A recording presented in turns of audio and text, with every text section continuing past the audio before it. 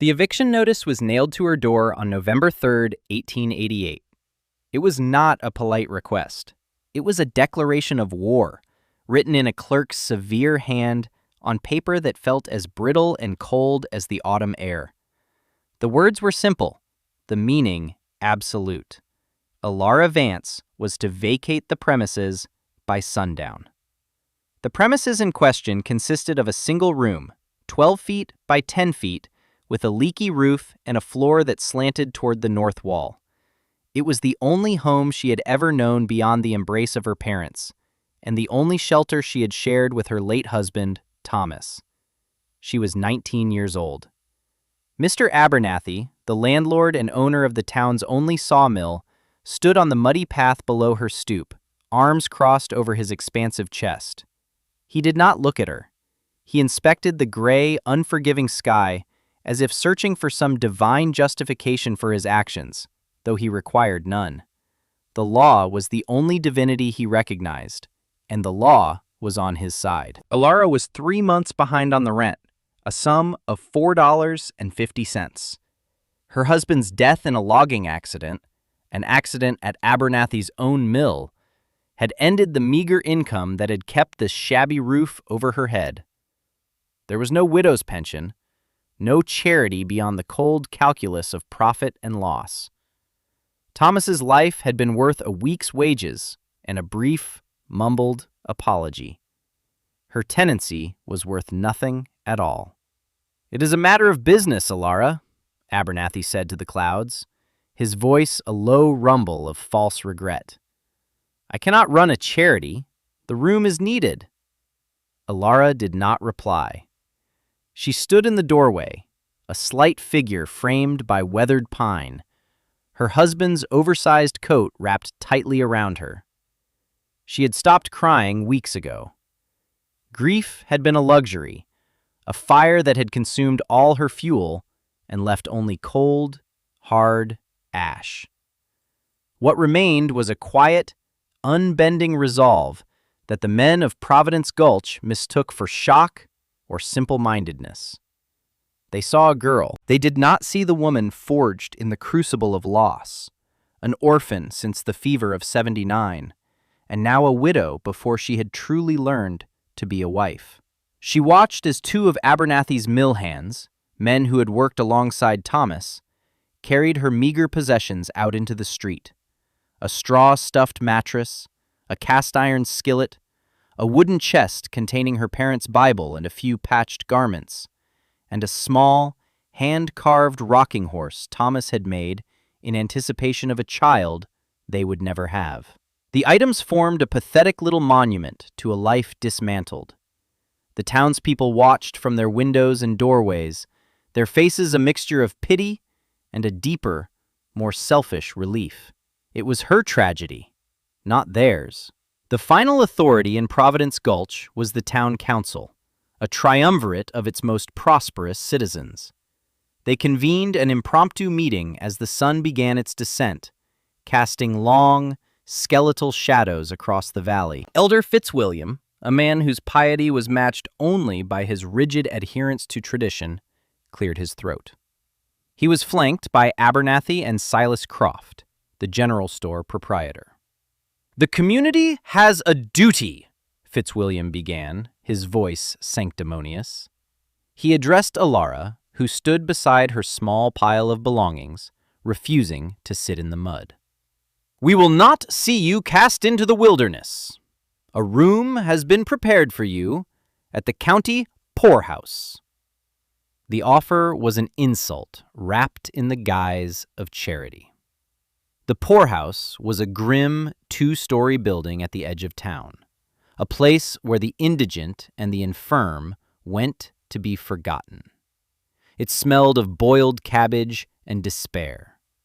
To accept a room there was to accept a public declaration of one's own failure. To become a ward of men who believed poverty was a moral failing. "Thank you, Elder Fitzwilliam." Alara's voice was steady, devoid of the pleading they expected. "But I will not be a burden on the county." Fitzwilliam blinked, his condescending smile faltering. Child, do not be foolish. It is November. The first snows are weeks away, if not days. There's nowhere else for you to go. You have no family, no funds. I have $47, she stated, the words precise. It was the entirety of the death benefit from the mill, a sum Abernathy had presented as an act of profound generosity. And I have a plan. Abernathy scoffed, a short, sharp sound of derision. A plan? What plan could a girl like you have? You will take the room at the poorhouse, or you will freeze. It is that simple. It was then that the seed of an idea, planted long ago by the stories of her grandfather, began to germinate in the barren soil of her desperation. Her grandfather had not been a town man. He was a trapper, a wanderer who understood the mountains not as an adversary to be conquered, but as a partner in a delicate dance of survival. He spoke of the old ways, of living with the land, not upon it. He had told her of shelters that were not built but found, of homes that borrowed their strength from the living rock and the eternal water. He had spoken of a place, a deep rock alcove hidden behind the cascade of Widow's Vale, a waterfall 2 miles up the creek from the town. A place, he had said, that was shielded from the wind and blessed by the mountain's heart. I will build my own shelter, she announced. The words, spoken into the chilly air, seemed to hang there, audacious and absurd to the ears of the men before her. A collective, disbelieving silence fell over the small crowd. It was broken by Silas Croft, a man more pragmatic than cruel, but a man nonetheless bound by the conventions of his time. Build? With what, Ilara? A woman cannot raise a cabin alone. It takes a crew of men, weeks of work, and more money than you possess.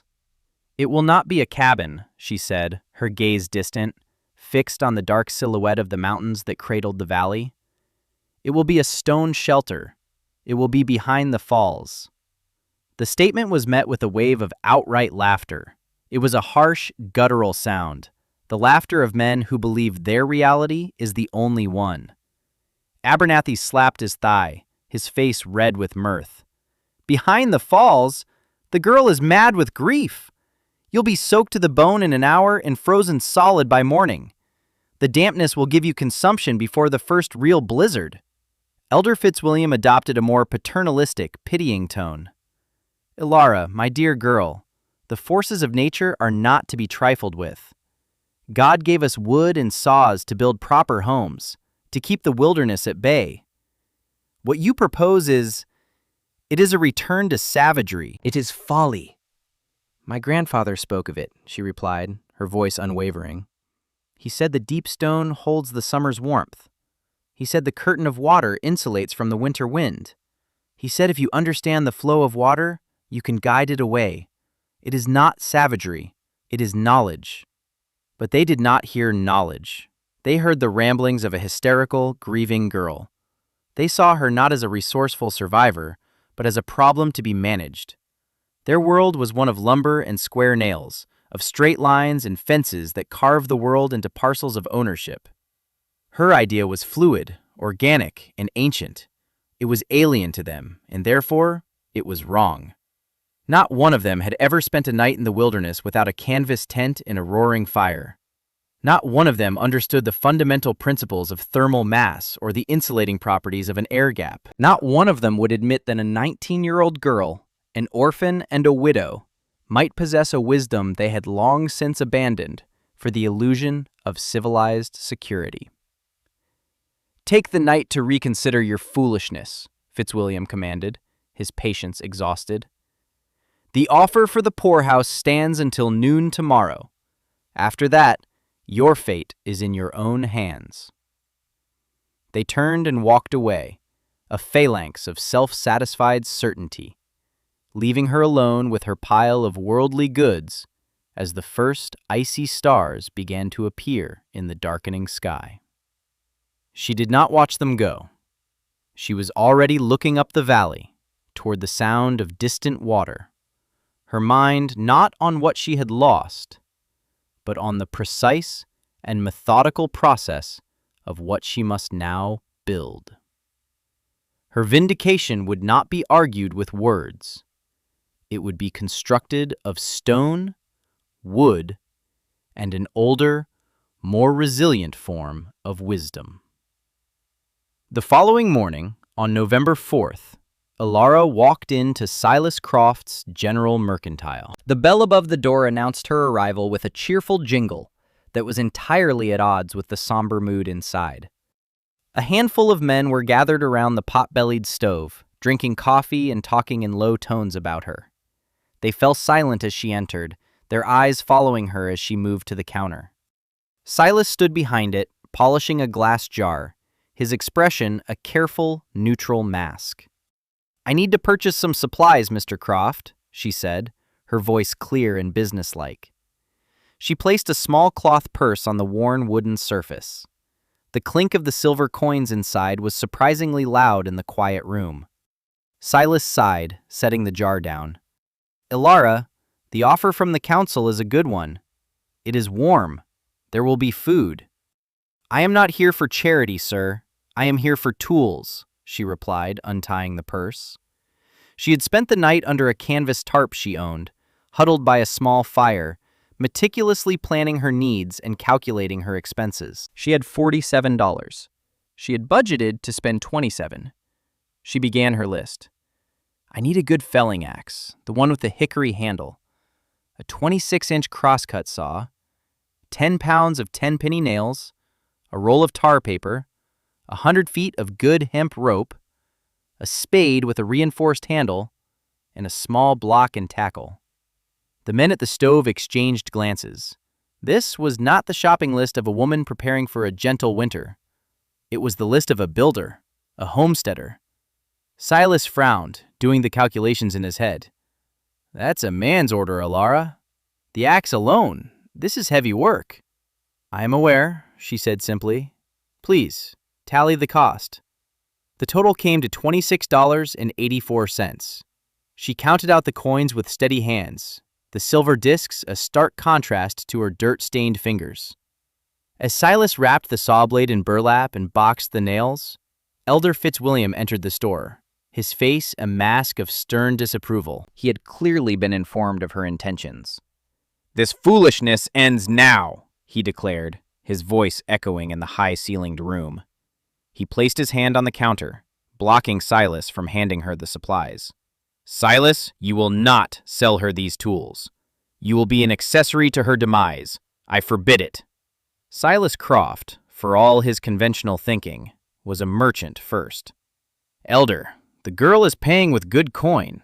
It's not my place to tell a customer what they can and cannot buy." "It is your place as a Christian man to prevent a tragedy," Fitzwilliam retorted, his face flushing. He turned his gaze on Elara. It was the look of a disappointed father scolding a willful child. "Elara, you are acting out of grief. This plan to live behind a waterfall is a fantasy. It is a physical impossibility. The spray will saturate everything. The ice in winter will form a tomb around you. The rock will leach every bit of warmth from your body. These are not opinions. They are facts of nature. We have built this town, this civilization, to protect us from those very facts." Elara looked not at the elder, but at the tools on the counter. "You are mistaken, sir," she said, her tone didactic, not argumentative. "You speak of fighting nature. My grandfather taught me to work with it. The rock you say will leach my heat is a thermal mass. Warmed by a small, efficient fire, it will radiate that heat back all night long, far better than any wooden wall. The waterfall you say will freeze into a tomb will actually create a pocket of warmer air, as the latent heat released by the formation of ice tempers the air behind the cascade. The constant spray you fear will be blocked by a properly constructed and angled barrier wall, and any seepage will be handled by a drainage trench. It is not a fantasy. It is engineering." Her speech, so full of technical terms and quiet confidence, stunned the men into silence. They had expected tears and hysterics, not a lecture on thermodynamics. Abernathy, who had followed the elder into the store, was the first to recover, and he did so with a sneer. "Engineering?" he boomed, laughing. "You've been reading some penny dreadful novel, girl. You think you can build a fortress with $27 of tools in your grandfather's fairy tales? I have a crew of 20 men who struggle to build a simple bunkhouse in a month. And you, a slip of a girl, think you can do this alone?" "I do," she said. There was no pride in her voice, only a statement of fact. "Then you are a fool," Abernathy concluded flatly, "and we will not be a party to it. When your frozen body is found in the spring thaw, it will not be on our conscience." Elder Fitzwilliam nodded gravely. "He is right. Go to the poorhouse, Alara. Accept your lot. It is the only sensible, the only godly thing to do." Alara gathered her purchases. The spade handle was heavy, the box of nails solid and real. These were the tools of her survival, the instruments of her descent. "God gave me a mind to think and hands to work," she said, looking directly at Fitzwilliam. "I believe he would be more offended by my letting them go to waste in the poorhouse than by my using them to provide for myself. Now, if you will excuse me, I have a great deal of work to do before the snow flies." She hefted the supplies, the weight staggering but manageable. She walked out of the store, leaving the council of men in a cloud of their own indignation and disbelief. They watched her from the window as she loaded her few possessions, along with her new tools, onto a small handcart she had salvaged from a junk pile. They watched her turn her back on the town, on its rules and its so-called charity, and begin the slow, arduous 2-mile trek up the logging road that followed the creek into the mountains. They watched her until she was just a small, determined speck moving toward the wilderness. And then they went back to the warmth of the stove, shaking their heads and predicting her swift and tragic demise. It was, after all, the only outcome their limited imaginations could conceive. The sight was exactly as her grandfather had described it. Widow's Vale was not a thundering cataract, but a wide, graceful fall that slid over a 30-foot cliff of sheer granite, breaking into a fine mist before collecting in a deep pool below. Behind this constant curtain of water was a vast, crescent-shaped alcove carved by millennia of erosion. It was a natural room, approximately 25 feet across at its mouth and tapering to a depth of nearly 16 feet at its center. The floor was a jumble of fallen rock and damp earth, but the ceiling was a solid, arching vault of stone, perfectly dry. The air inside was cool and smelled of wet rock and moss, and the roar of the falls was a constant, soothing presence, a sound that insulated the space from the rest of the world. This was her canvas. Her work began on November 5th, 1888. The first week was dedicated to the most grueling and foundational task, preparing the site. With the spade and a stout timber for a lever, she began clearing the floor of the alcove. She moved rocks, some as large as herself, using the simple, ancient mechanics of the fulcrum. Her hands, soft from a life of mending and cooking, were soon raw and blistered. The blisters broke, bled, and hardened into calluses. She dug out loose soil and gravel, painstakingly leveling an area roughly 12 feet wide by 16 feet deep, which would become her living space. Every muscle in her body ached with a profound exhaustion she had never known. But with every rock she moved, every shovelful of earth she tossed aside, the space became more her own. The most critical element of her design, the one her grandfather had stressed above all others, was the management of water. The men in town saw only the waterfall, the obvious threat. They failed to comprehend the more insidious enemy: seepage. The granite walls of the alcove wept constantly, a slow, persistent trickle of moisture that, if left unchecked, would turn any shelter into a damp, mold-ridden crypt. Her solution was a drainage channel, a feature of remarkable forethought. She spent 4 full days digging a trench, 18 inches wide and a foot deep, along the base of the back and side walls of her chosen living area. She sloped it with painstaking precision, a fall of 1 inch for every 3 feet, guiding the collected seepage toward the front of the alcove, where it could harmlessly rejoin the stream. She then lined the entire channel with flat stones, creating a permanent, subterranean aqueduct that would keep her floor perfectly dry. With the foundation prepared, she turned her attention to the structure itself.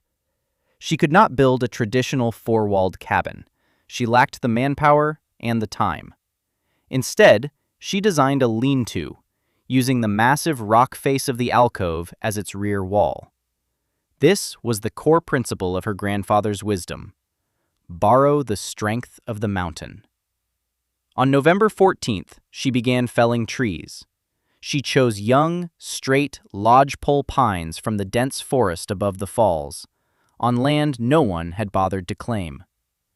The felling axe, a tool that had felt so alien and heavy in the store, became an extension of her body. She learned the rhythm of the swing, the satisfying bite of the blade, the precise angle of the undercut that would guide the tree's fall.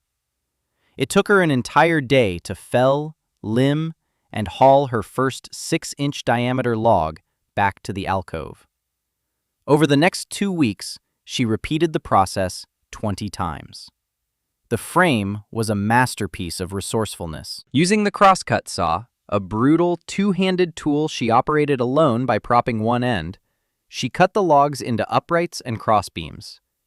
Where the men of Providence Gulch would have used heavy iron brackets and countless nails, Ilara used the ancient technique of mortise and tenon joinery. With a chisel she had found in her husband's old toolbox and a wooden mallet she fashioned herself, she meticulously carved interlocking joints. Each connection was a puzzle of wood, fitted so tightly that it required no metal fastener to hold it. This process was slow and demanded immense precision, but it created a frame that was both incredibly strong and flexible.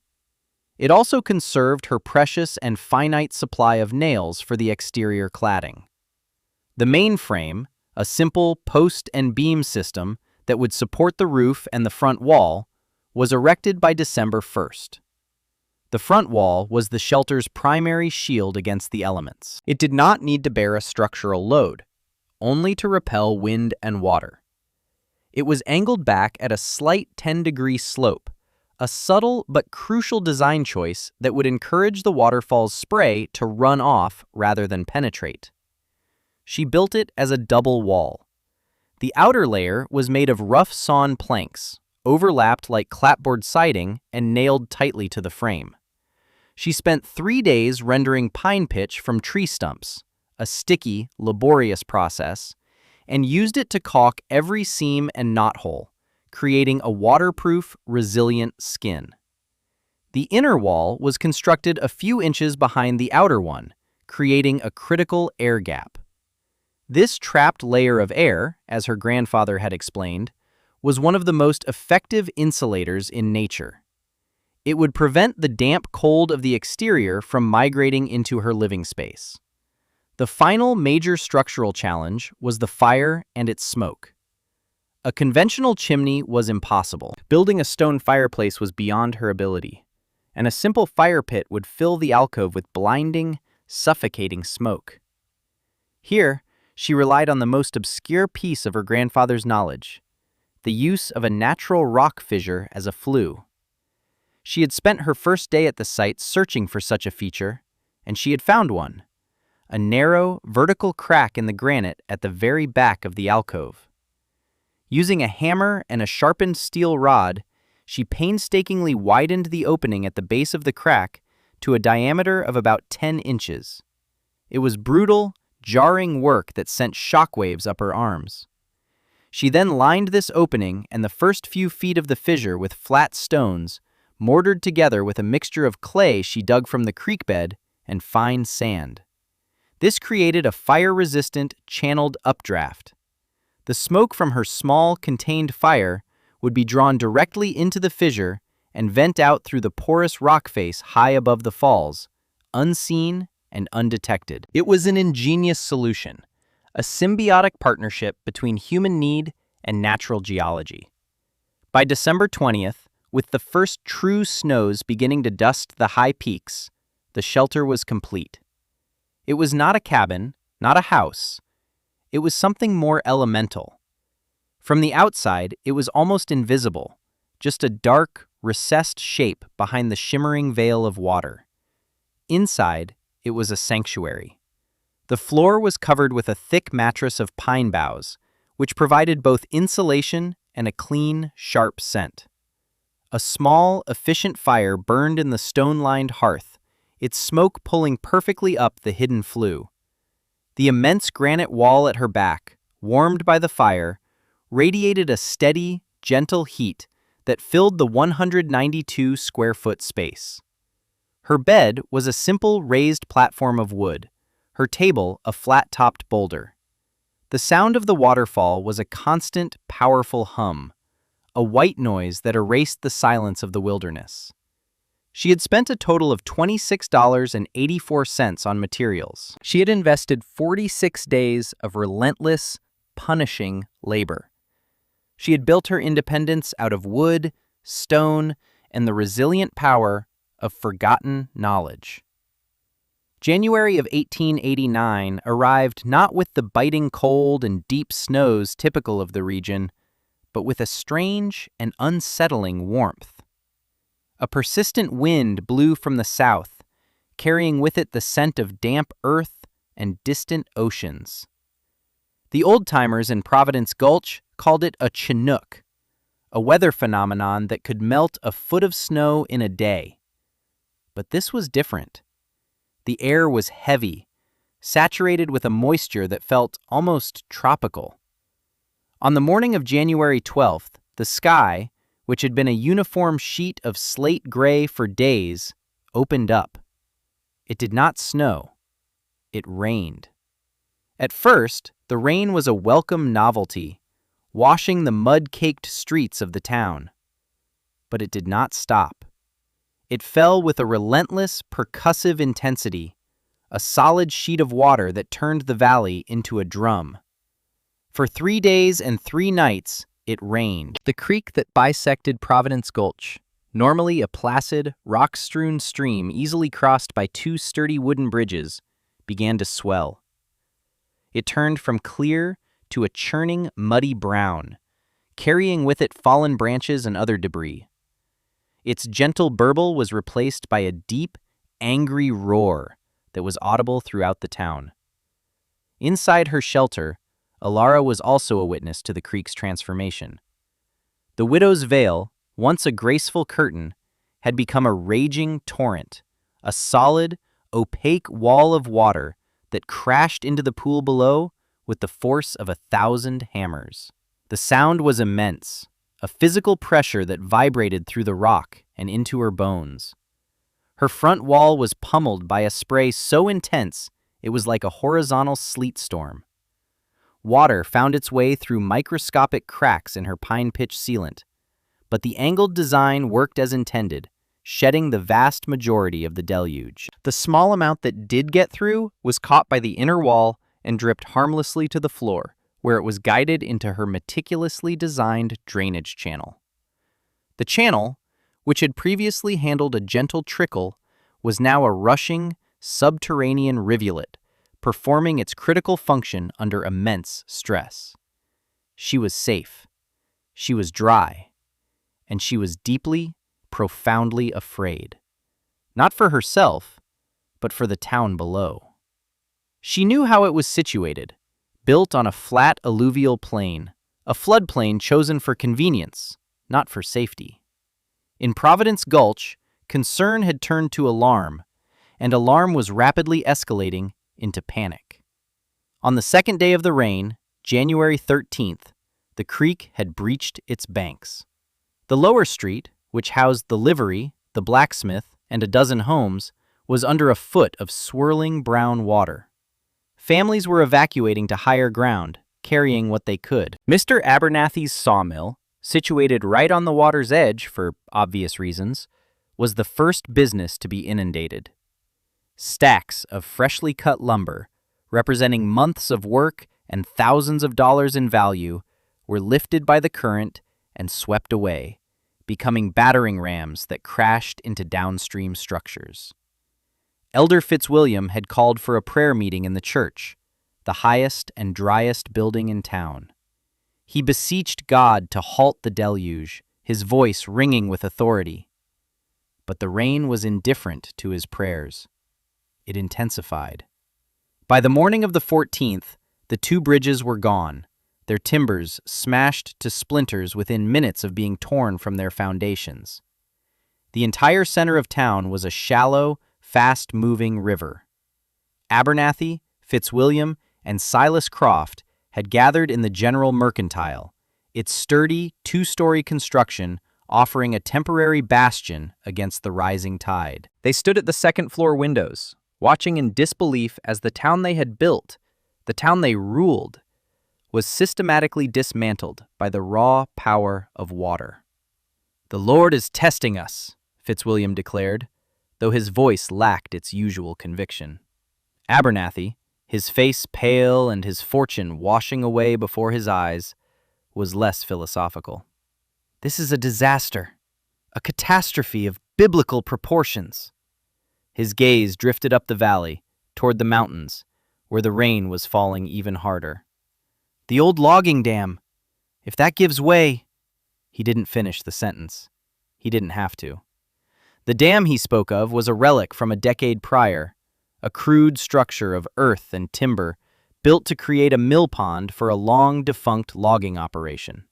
It had been poorly maintained, its spillway clogged with years of debris.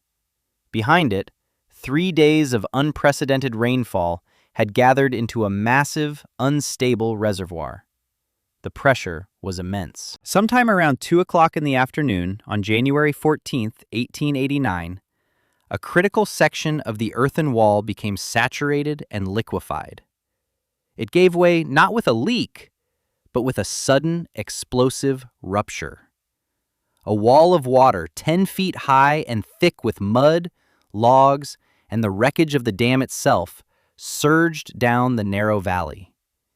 It moved with the speed of a freight train and the sound of the world tearing apart. Ilara heard it before she saw it. The constant roar of the waterfall was suddenly eclipsed by a deeper, guttural sound, a grinding, crashing roar that shook the very foundations of the mountain. She scrambled to the small, thick glass window she had installed in her front wall. What she saw stole her breath. It was not water. It was a moving cliff of annihilation. A solid mass of brown fury, studded with entire trees, spinning like matchsticks. It hit the top of her cliff, and for a terrifying second, she thought the mountain itself would break. The main force of the wave, obeying the laws of fluid dynamics, crested over the top of her alcove. A torrent of unimaginable power passed directly over her head, a ceiling of liquid chaos. The waterfall ceased to be a veil and became a solid, brutalist column of water that slammed downward with concussive force. Her shelter groaned. The timbers of the frame creaked in protest, and the rock itself seemed to hum with the strain. But it held. The alcove, the deep recess in the rock, created a pocket of relative calm, a cavity in the heart of the storm. She was inside the wave, protected by the mountain's embrace. She was a passenger in the belly of the beast. The cataclysm passed over her, around her, but not through her. In Providence Gulch, there was no mountain to offer protection. The wave struck the town head-on. The sound of splintering wood and shattering glass was lost in the deafening roar of the flood. Buildings were not flooded, they were obliterated. They were lifted from their foundations and ground into rubble. The church, Elder Fitzwilliam's bastion of faith, was struck by a massive pine log and collapsed into the torrent. The General Mercantile, where the town's leaders had taken refuge, was torn apart, its upper floor ripped away from its foundation and sent spinning into the maelstrom. The men who had so confidently predicted Alara's demise were now fighting for their own lives in a churning, debris-filled nightmare of their own making. A flood born of their complacent refusal to respect the power of the natural world they sought to control. The water receded almost as quickly as it had come. The destructive power of the flood wave was in its velocity and mass. Once that initial surge had passed, the creek, though still dangerously swollen, began to settle back into its expanded banks. What it left behind was a scene of utter desolation. The valley floor, where the heart of Providence Gulch had stood, was now a uniform, alien landscape of slick, gray mud, punctuated by the skeletal remains of shattered buildings and heaps of tangled debris. The town had been erased, scoured from the earth. The silence that fell was profound, broken only by the drip of water and the mournful groan of stressed timber. Alara waited for an hour after the main wave had passed, listening as the thunderous roar outside her shelter subsided back to the familiar, albeit much louder, rush of the swollen waterfall. When she was certain the immediate danger was over, she unbarred the simple wooden door she had built. The air that greeted her was cold and heavy with the smell of mud and bruised pine. The world had been remade. The pool at the base of the falls was gone, filled with silt and a massive logjam of uprooted trees. The landscape was unrecognizable. Her first thought was for survivors. She scanned the devastated valley below her perch. Most of the town was simply gone. But then she saw it, a flash of color against the monotonous gray. It was the steep-pitched roof of the General Mercantile's main section, snagged against a small, rocky outcropping a quarter-mile downstream from its original location. And clinging to its peak were several figures, soaked and unmoving. Driven by an instinct that overrode any lingering bitterness or desire for retribution, she began to make her way down. The descent, normally a simple walk, was now a treacherous negotiation of slick, unstable mud and treacherous debris. She used the 100 feet of hemp rope she had purchased, anchoring it to a sturdy tree and rappelling down the steepest sections. Her grandfather had taught her knots as well as carpentry. When she reached the stranded roof, she found 4 men, barely alive. Silas Croft was there, his leg bent at an unnatural angle. 2 mill hands she barely knew were shivering uncontrollably, their faces blue with cold. And huddled at the peak, his expensive wool coat in tatters and his face a mask of shock and disbelief, was Mr. Abernathy. He stared at her as if she were an apparition. Of Elder Fitzwilliam, there was no sign. "Help us," Silas whispered, his voice hoarse. "My leg. I think it's broken." Alara worked with a methodical calm that bordered on unnerving. She assessed their conditions, focusing on the most immediate threat, hypothermia. "We have to get you out of the wind and into shelter. We have to get you warm." Abernathy looked around at the wasteland, a bitter, hopeless laugh escaping his lips. "Shelter? What shelter? It's all gone. Everything is gone." "Not everything," Alara said, her gaze steady. "My home is still standing. It is warm and it is dry." The irony of her statement was a palpable force. It hung in the cold air between them, more powerful than any accusation she could have leveled. There was no triumph in her voice, no hint of, "I told you so." There was only a practical offer of salvation. Using her rope and her knowledge of leverage, she helped the injured men down from the roof. Abernathy, though physically unharmed, was the most difficult to manage. He moved like a man in a dream, his mind unable to process the scale of his ruin or the identity of his rescuer. The journey back to the alcove was a slow, agonizing ordeal. She practically carried Silas, whose pain was immense. She guided the other two men, their bodies shaking so violently they could barely walk. Abernathy followed behind, stumbling through the mud like a lost child. When they finally reached the base of the cliff, they looked up at the roaring waterfall and the dark space behind it with a new understanding. It was not a death trap. It was the only sanctuary left. Inside, the contrast with the devastation outside was absolute. The small fire in the stone-lined hearth crackled cheerfully, its smoke drawing cleanly up the hidden flue. The air was warm, filled with the radiant heat from the massive granite wall. A stew of dried venison and roots bubbled in a pot over the flames. The floor of pine boughs was dry and fragrant. It was a pocket of impossible civilization in the heart of a primordial wreck. She helped the men out of their wet, mud-caked clothes and wrapped them in the spare blankets she had. She splinted Silas's leg with 2 straight pieces of wood and strips of cloth. She ladled hot stew into tin cups and pressed them into their trembling hands. For a long time, the only sounds were the roar of the falls and the quiet, desperate slurping of the men eating. It was Silas who spoke first, his voice thick with emotion. He looked around the small, warm space, at the ingenious double wall, the clever drainage, the miraculous flue. "You were right," he said, his voice cracking. "We called you a fool. We laughed. But you were right about all of it." Abernathy sat huddled by the fire, staring into the flames. He had lost everything: his mill, his home, his standing. He had been saved by the very girl he had evicted and mocked. The totality of his misjudgment was a weight too heavy to comprehend. He did not speak. He did not have to.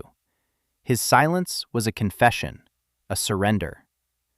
The final tally of the Providence Gulch flood of 1889 was somber and stark. 17 souls were lost, including Elder Fitzwilliam, whose body was found miles downstream. The town, as a physical and economic entity, had ceased to exist. But in the aftermath, as the few dozen survivors gathered, a new foundation was laid. It was not a foundation of lumber and nails, but one of humility and a newfound respect for the forces they had so arrogantly dismissed. Ilara Vance's shelter behind the waterfall became the community's nexus, its first hospital, its first town hall. The story of her foresight, her resilience, and her quiet wisdom became the founding legend of the new town that would eventually be rebuilt on higher, safer ground. She was no longer the outcast, the grieving girl, the object of pity and scorn. She was the sage, the survivor, the woman who had listened to the mountain when everyone else was deaf to its warnings. Her vindication was complete, etched not in angry words, but in the simple, undeniable fact of survival. She had not sought to conquer nature, but to live in partnership with it. And in the end, it was that partnership that had saved them all.